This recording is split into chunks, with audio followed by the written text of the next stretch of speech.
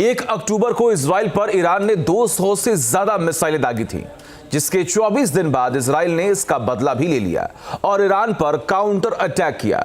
अब ईरान ने धमकी दी है कि अगर उसके वजूद पर खतरा आया तो वो न्यूक्लियर अटैक से नहीं हिचकेगा।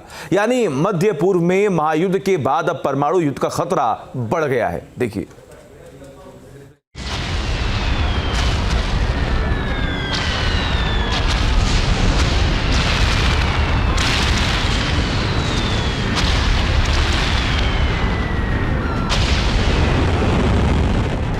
ईरान ने दुनिया को दिखाया सीक्रेट वेपन का डर। ईरान ने दी परमाणु बम की धमकी। ईरान के पास तबाही का नया हथियार। टारगेट पर इजरायली न्यूक्लियर साइट्स। खामनेई का न्यूक्लियर प्लान, तबाही का ऐलान।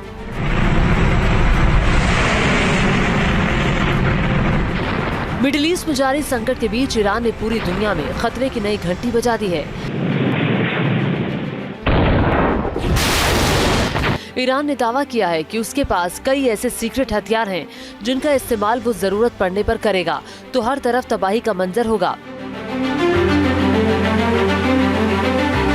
ईरान ने धमकी दी है कि उसके पास हथियारों की एक ऐसी खेप है जो दुनिया में किसी भी देश के पास नहीं है।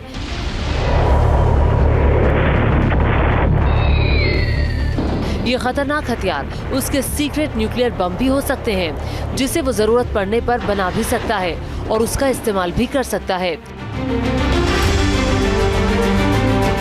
ईरान के सर्वोच्च नेता अली खामेनेई के सलाहकार कमाल खर्राजी ने दुनिया के उन मुल्कों को धमकी दी जिनके टारगेट पर ईरान है। कमाल ने कहा कि अगर तेहरान के वजूद पर खतरा आया तो वो अपने न्यूक्लियर प्रोग्राम में बदलाव कर सकता है।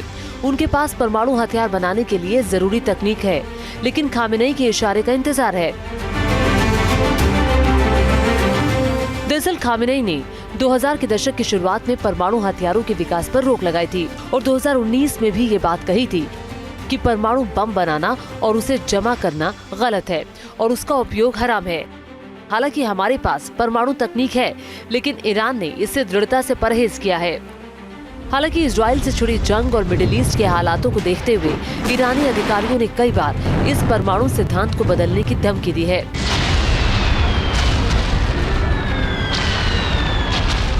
ईरान की ओर से ये बात ऐसे वक्त में कही गई है जब इजराइल ने हाल ही में ईरान पर भीषण काउंटर अटैक किया था।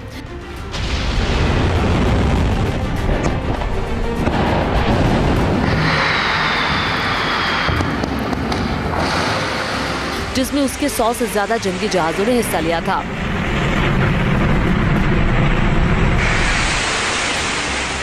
इससे पहले 1 अक्टूबर को ईरान ने इजराइल पर ताबड़तोड़ 200 से ज्यादा मिसाइलें दागी थी, जिसका 24 दिन बाद इजराइल ने जवाब दिया था।